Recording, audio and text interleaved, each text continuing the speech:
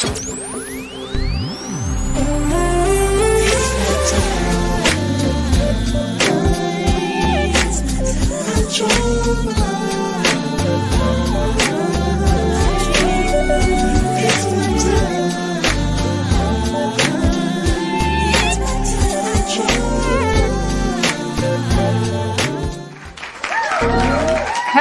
and welcome to another episode of You First. That's right, it's all things you, and you. It's all things self-care, mental well-being, personal development, and empowerment. I am your host, Shawanna Kennedy. I am super excited about this show. I say it often because I really do mean it. All too often, we don't celebrate enough. We don't know and prioritize the gift that we are. One of the things I had to learn it the hard way, is to make me a priority in my life. So much so that it's been about 5 years ago now that I wound up in the hospital thinking that I had a Charlie horse. It wound up being a blood clot. It was then that I was then face up. It didn't matter about my husband, my children, none of them. And I love my mom, but y'all know what?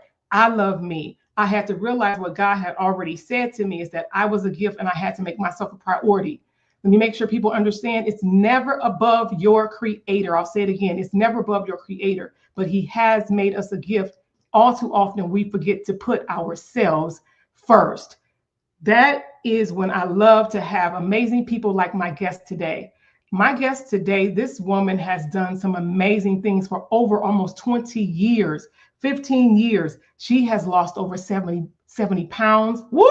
Yes, that is a big feat. That is a small child. Amen. Right? Or somebody's teenager. She is also a licensed therapist. Now it is her business. She has done so much for herself that God even gave her the unction. And we're going to get into the juiciness of her story and what made her turn it into a business. So I'm excited because she's a mom, she's a wife, all of the things, and she has been able to turn that physical, that mental, understanding what that look and feel like to help not only herself, but to help others. I want you to help me welcome to the platform nobody other than the lady herself, Miss Barbara Parker. Glad to have you here. Welcome. I'm excited that you have paused for the cause, because as you guys, we could see that she's already at work and that we are getting down to the nitty gritty. Thank you so much for being here, Barbara. Thank you. I want to get right into it because I know you got a lot of stuff to tell us.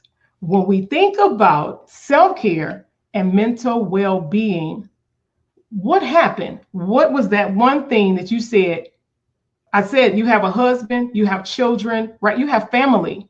When was it where you said this is where the rubber meets the road and you had to draw a line in the sand? What happened? For me, I had to realize I was constantly taking care of everybody. I think for me, the pivotal change was my divorce. So going through that process of realizing I was putting more into him and then into myself, into my kids. I was always taking care of him, what he needed, and that was always changing. So never feeling like I really was succeeding in that task. And once I terminated that relationship, I started to have more time to focus on my needs because there was this chasm of not having to fulfill and take care of somebody else. It was now time to take care of me. So that's kind of how that was born. Okay, see, you mentioned something that is very important because I know we have viewers from all walks of life, and you mentioned it was due to your divorce, a divorce. I mean, we're excited about her now husband. So I know you heard me say that she is a wife. That's right. God allowed her to find love again, and somebody decided to claim her and find his good thing, right? But when we think about divorce, so if you could just even talk to divorcees for a minute, or somebody that could be really saying, I already know that. I know the Barbara story. I know what it looks like to be the mom. I know what it feels like to just feel like I'm pouring everything, not only to my children, because don't get me wrong, I'm a mother of 3, and I know we have responsibility. But then when you have another adult who is supposed to be your partner, right? Our husbands are supposed to be, a house band? That's the husband. And when you're not feeling like that, and then you're being pulled on, what did that look like? And how can you help someone that may be actually in it as we speak? So What I've told my clients that have come to me for counseling and want to preserve their relationship, I've told them to focus on their needs. A lot of times you're frustrated because you're taking care of this person, taking care of your mom, your kids, house, and you're not really taking care of yourself, and you just feel depleted. You feel like you don't have the things you need or nobody's looking out for you. It's time for you to start looking out for you. So what you need to do is cut out like maybe 2 hours, beginner style, and say, hey, these 2 hours are mine every week, whether that's taking a walk, just sitting in silence, watching your favorite show, or just nobody can talk to you or do anything and pull on you. It's just time to take care of yourself. For me, I tend to go to the beach and just have quiet time, listen to the waves, feel the sun. Whatever it works for you is what's going to be the thing that's going to be healing to your soul and help you figure out how to find your true north. Whether you have a partner, you married or not, sometimes it's even with family. We have to be okay to pull away and to say that it's okay to set those boundaries. And I know that's going to be a large part of this conversation, because you talk a lot about the boundaries and what that looked like and the things that we have to even unlearn.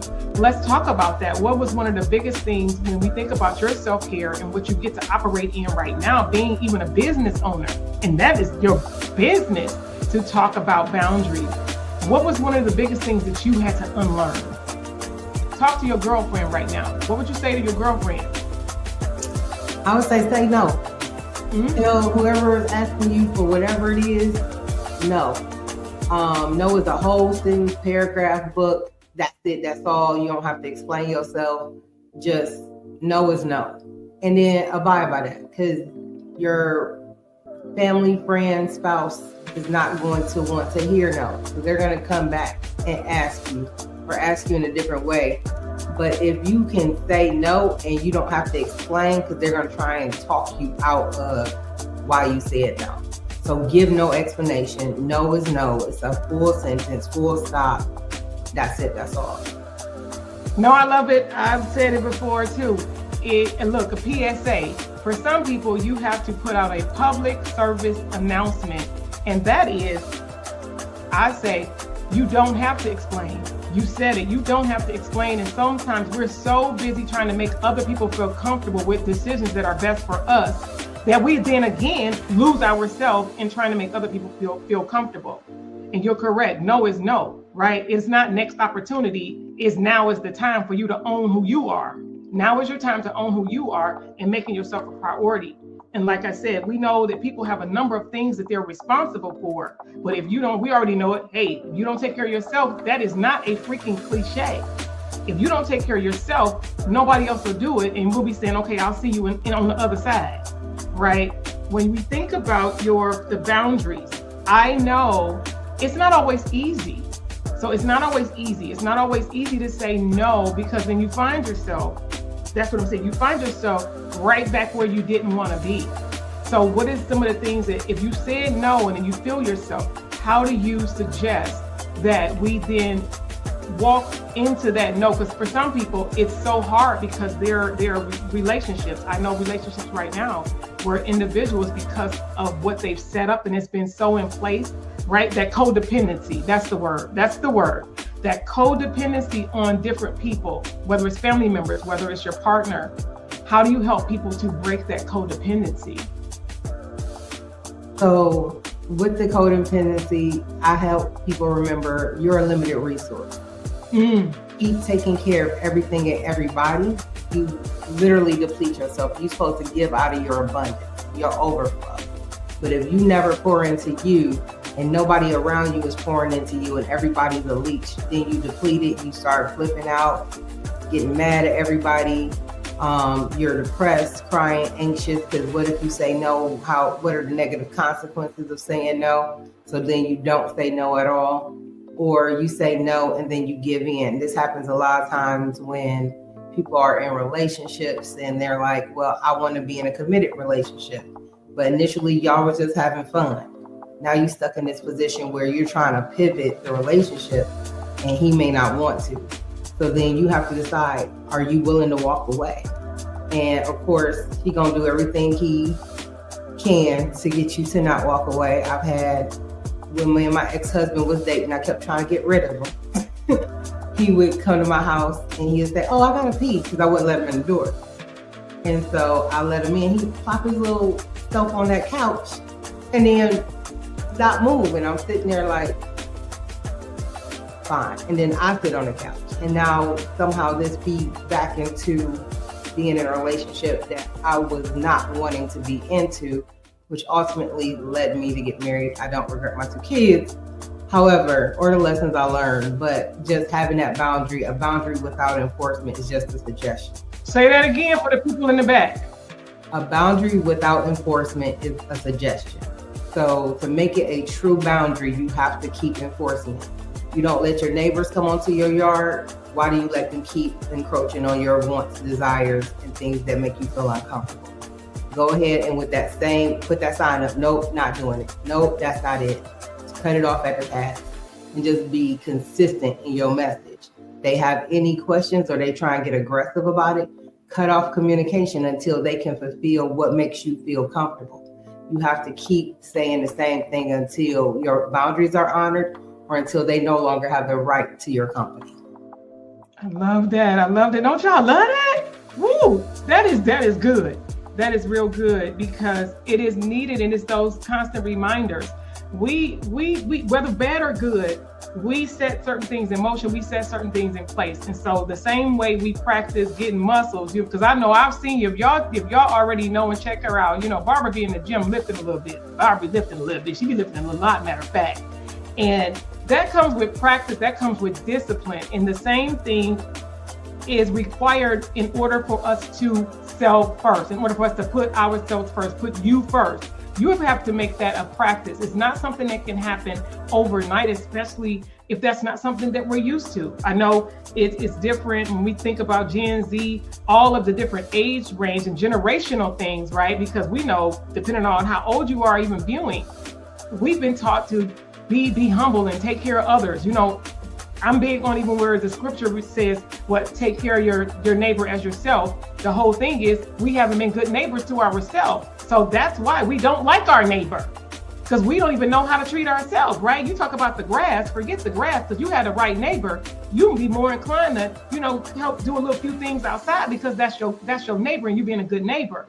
But have you started with you? What does that look like for you when you think about the full glass mirror and turning the mirror on yourself? If you had to pick one thing that you said, Shawanna, I was neglecting this. This is the one thing that stands out of all of the stuff that I was not doing, and I knew that I was headed to my detriment had I not made a change. What was that one thing? Not taking care of my health. That's the thing that made a huge difference because when my aunt died and I stayed in the hospital with her for a month consistently, night and day, like they had to send me away and I wouldn't go away unless I knew somebody else was coming to be there with her because she was on life support. I never wanted anybody else to go through that. So I decided my kids wouldn't go through it. So I started focusing on my health. So initially, I didn't even have the awareness to take care of myself. My goal in taking care of myself was to take care of them so they wouldn't have that trauma. So learning to take care of myself became paying attention to my eating habits. Because with me having the bariatric surgery, you can't get but like a wing in or, a little bit of Jell-O or like the amount that changed was crazy. The fact I had to set a timer for I gotta drink at this time, I gotta eat at this time, or I would feel weak and sick. So it built this awareness about what my body needs and when it needs it that I didn't have previously. In addition to that, I would start working out, I would stop, gain the weight back, start working out, stop, gain the weight back. So at this point, when I became aware of my eating habits, I started having this little skin. I'm like, oh, this is not cute. I'm not gonna do this. So I started working out and making sure that I had muscle to replace the fat. And in the course of that, I actually became a lot leaner and stronger in that. And so I made sure that the thing I put first was my workout routine, me eating. Because a lot of times I didn't eat. I would drink coffee all day, and then at 10, 11, 12, 1, 2 o'clock at the end of my work day, I'm starving and I'm eating whatever's still open at that time. So changing what I ate, how I took care of myself was a gradual, long-term process that I still do every day. It made me think about guilt, and sometimes we feel guilty. We feel guilty when we realize, when we have that awakening, right? When we have that awakening and we really truly know, and then we begin to long to know more about ourselves, to really lean in. What did the guilt feel like though? Because you being a natural nurturer, that guilt, talk to us a little bit about the guilt. When you began to say, I've got to do this for me. For example, your mom, what was that like? Did you have any guilt as it relates to certain things that they might have been used to you already always being available, accessible to them? And then you're saying, well, no, I actually do have to go work out. No, some of the things that we might have wanted to do, I can no longer do those because for health reasons, right now, I don't need to see. For me, example, if I know that I have a goal, it's certain things that we can't even buy. Those groceries don't even come in my house. Because I already, right, because ice cream, no. We got to get the miniatures. That is a real thing, because having those things, then you want to, it's too easy. So until you have trained yourself or allowed yourself enough time to where you're not as tempted. So what does that look like even as a mom? Let's just help the mothers, because I know that when we think about loss of loved ones, that's a whole nother something. But let's talk about as it relates to being a mom, the feeling guilty. So I felt guilty that I didn't give them the best foundation. With my ex-husband, everything was food. Even when he said we were going to eat healthy, he still was sneaking cakes and pie and all this other stuff. And I'm like, why am I eating broccoli and salmon? So not teaching my kids good eating habits. I realized a lot of that had to do with the amount of money we initially had. And trying to put that amongst 5 people was, you get what you can afford. We spent a lot of time at Save a Lot. In addition to that, I had to learn how to be physically active. The thing I did with my kids was bond through watching TV. Like, we would get all the snacks from Dollar Tree possible, and we would veg out movie night popcorn. That's what we did every week for years. And so as I became able to financially afford some things, and I realized, I have, what was it? Fit to Fat to Fit. I watched that. I started studying skinny people. What is it that skinny people do that makes them skinny? And in me studying them, I learned the difference in the mindset. So, I always tell everybody, change your mindset, change your life.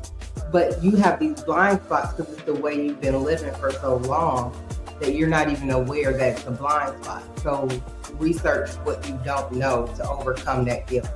Because then you will know, you're the smartest you've ever been till this day. But you can always get smarter. You can always learn that thing that can get you to your goal. That's good. That's good, Barbara. That's good. I hear the learning coming out. I don't know if y'all know that. Make sure y'all giving her some love in the comments. Make sure you are following Barbara Parker on all social media platforms. She is amazing. She is so carefree. She is bubbly. Like right now, she kind of got this, because I talked to her offline, and she kind of let her hair down when she offline, right? That's what I'm trying to get her. No. I want you to talk to your good girlfriend while we over here in this You First space, because I love what you said, though. That was really put really well done. I love that. And when we think about the guilt as it relates to being a mom and thinking about our children, it's also one of the things that you did mention. And I know for myself personally, you mentioned your aunt, and then you mentioned another family member. When we think about the guilt and it affecting even our health, us putting ourselves first, when we may even be responsible for someone. I know I'm believing most people have had someone close to them. And if you've had to be a part of that or witness or get anywhere near close to that, it could be a lot to where whether you're not even on the phone, I know having loved ones that I'm not even in the same state, but you think just because you're in a different state, it don't affect you, right? Yeah, actually, it hurts even more so versus even being in the room and watching the things happen. So talk to someone about when you're in the midst of being there for a loved one and what that is really doing for you as it relates to neglect because of you're going through this psychological and honestly physical change that's happening with a loved one. What does that look like for you when you think about putting you first and still being mindful of your mind and your body, let alone your spirit? Honestly, when I was taking care of them and my mother and my aunt were both still alive, as well as my grandmother, I was not taking care of myself first. I was going to school, and it was not until a close friend of mine became the primary caregiver. Actually, he was always the primary caregiver. I just started to spend more time with him, and I realized the sacrifices that they made so I can reach my goal. Because yes, if there was a problem, I would drop everything, leave work. I didn't care. I was Johnny on the spot. I was fortunate enough to have jobs that I could do that. They understood, like, my mom is falling and I need to go to the ER with her. She's being stubborn and she won't go to the hospital. So I'm finna go be Johnny on the spot because my auntie then called me and said, hey, she being stubborn again and she needs to go. So me getting in my car and leaving work to get her there, to get her the help she needed, and then having to advocate for her and talk to the doctors and say, hey, just because she's being stubborn doesn't mean that she's not hearing your message. I need you to still do your job because she's going to obey something. So, and then getting her to do the things of setting up life insurance. I fussed at her. If you're not going to take care of yourself to make sure that you can be healthy and whole, then I need you to do things so that we're not scrambling, trying to figure it out while we have to grieve you. That's going to be too much. So like, I need you to put things in place. If you're going to be negligent, then I need you to have some foresight. And so I think I did feel a little guilty when there was all these different things she put in place. But it was because I was on her neck about it. Because I didn't want the stuff. I wanted her to take care of herself. But my mother, being who she is and being stubborn, she decided to put those things in place and leave an inheritance for her grandkids, as well as myself. And that allowed me to help build and move things a lot further along, a lot faster for them and myself. Which is a very tough conversation. I know personally, having that conversation, and when people are not in that headspace, because I'm a believer, of course, our words having power. We know that there's life and death, if you're a believer of that too, in the power of not only what we say, because of course, not only what you think, but then you release it from your lips. It then begins to take place in the atmosphere. I'm a believer, that's my personal belief. And for some people, because who believe like that, even when certain things, we know that God is a miracle worker, right? We know that there are things that, my personal belief, that there are not things that he caused, but there are things that he actually allowed. Because some of the stuff that we go through, I know that some of it has nothing to do with us. It's about us being strong enough to handle certain things so that we can be a witness and we can be a testimony for somebody else. But watching all of the things, like you said, witnessing it, certain things like that with different loved ones in my life. And like I said, my main family is in the state of Ohio. So what's up, fam? And me being in Georgia, exactly. Our people. Right. Hey, it's really hard. It really can be hard. It can be tough. And then to have that conversation, I've been one right with my husband, with my children. We have that. I need to know what are your wishes? What would you like? Of course, we already know at the end and the beginning of the day, it's when it happened, we doing what is best. But I would still like to know, and us as a people, I have to say that for us as a people, and it makes me want to cry. And it's because it's knowing what it looked like to be in that space and people not be okay to have those needed conversations. Because not only is it not putting yourself first, that is making it hard for your family. I have got to say that. I know that this is tender right in here, not only for what you're saying, Barbara, so I appreciate you being vulnerable, you sharing and talking just a little bit about that. But I know all too well in the things, and if I'm being totally transparent and vulnerable right now, that I am experiencing in real time. So take care of your business. If you are looking, you're listening, and you need to talk to someone to set some things in order so that your family don't have to do these things. Take care of your business. That's a part of putting yourself first. That is a part of putting yourself first, is taking care of your business. And that even means the hard stuff. That even means having that hard, uncomfortable conversation with yourself first. Yeah. We want to be here forever, right? We believe that no. I'm saying, hey, not only do I want to see 3 digits, but I need to be here when Jesus comes. Amen. Like, I mean, look, when he catches all up, I need to be down here, right? Right. I'm one of those people, but I do love that you are sharing this conversation because it is needed. What would you advise somebody though? Like, talk to somebody real quick as we prepare to even end this segment. One, there's a new app that is out that records your last wishes, the things you want to tell your loved one. So that's something I found out about on a trip. And honey, when she told me what the app was, I started to cry. I was like, oh, I started to run away. I was like, I can't have this conversation. This stuff's still too new for me. But find out what things you can do, what your wishes are for power of attorney.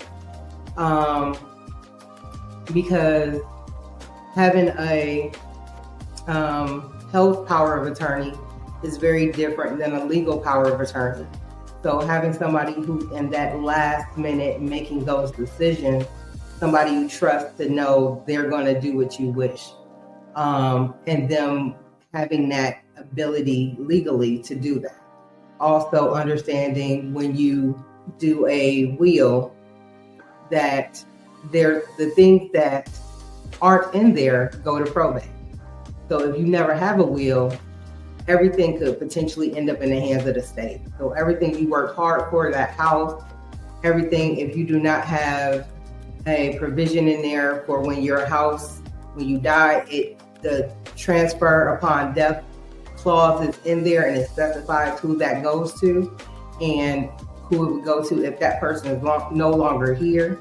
Keeping that paperwork up to date, knowing all those different things to make sure that you're maintaining your wealth, because putting things through probate, that costs money and time. And so when you're trying to make these decisions, it holds up things way longer than you ever anticipated. So making sure that you have not only a will, but you're making sure assets have transfer upon death as well.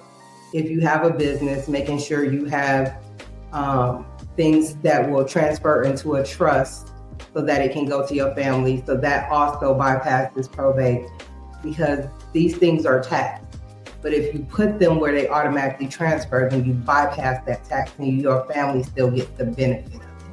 So learning everything you can about things beyond insurance. A lot of times we do things because we are in a panic. We're holding fish fries. We're doing GoFundMe. We asking people for help, and everybody not in a position to help.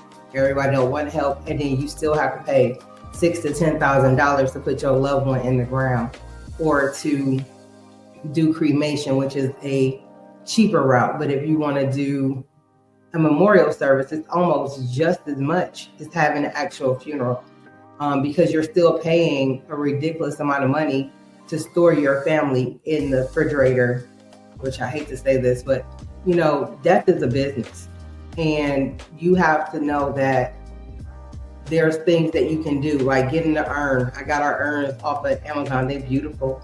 I hide them. They all in the cabinet. all my dead relatives live with me. So, you know, when my kids get a little silly and they say, well, your mama asked you, I be like, yeah, she's right there.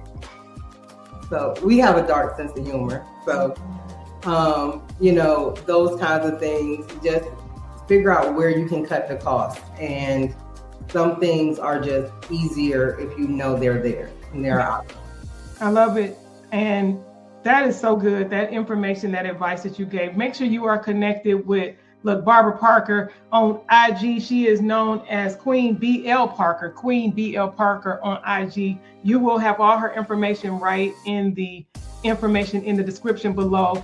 Thank you so much, Barbara, for pausing for the cause to come and have this You First conversation, because y'all already know that we're going to have my girl back, because there is more that we need to discuss, because this young lady, I know you heard me say it at the top of our show that she lost over 70 pounds. We need to get into the weight loss and some of the things that she's been doing. You heard her, she was honest about the good and the bad and all of the things as it relates to that. But then we're going to get even more into the non-negotiables. And what does that mean for you to put yourself first? Why don't you just wave at the people, Barbara? We need to get them out of here. Let's get them out of here.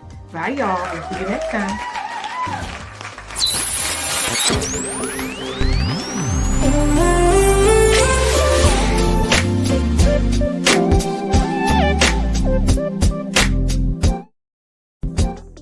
This episode is brought to you by Kennedy Media and Entertainment, your premier video productions and digital visibility partner. Working with business owners just like you to be seen, heard, and paid by elevating your brand with high-impact video content, online visibility strategies, and expert social media management. Ready to stand out in your industry, on and off camera? Contact Kennedy Media today, and let's turn your message into a movement. Because visibility isn't optional, it's essential. Contact KennedyMediaLLC.com, KennedyMediaLLC.com, and let's boost your brand's visibility. It's time for you to be seen, heard, and known for your expertise. Contact us today.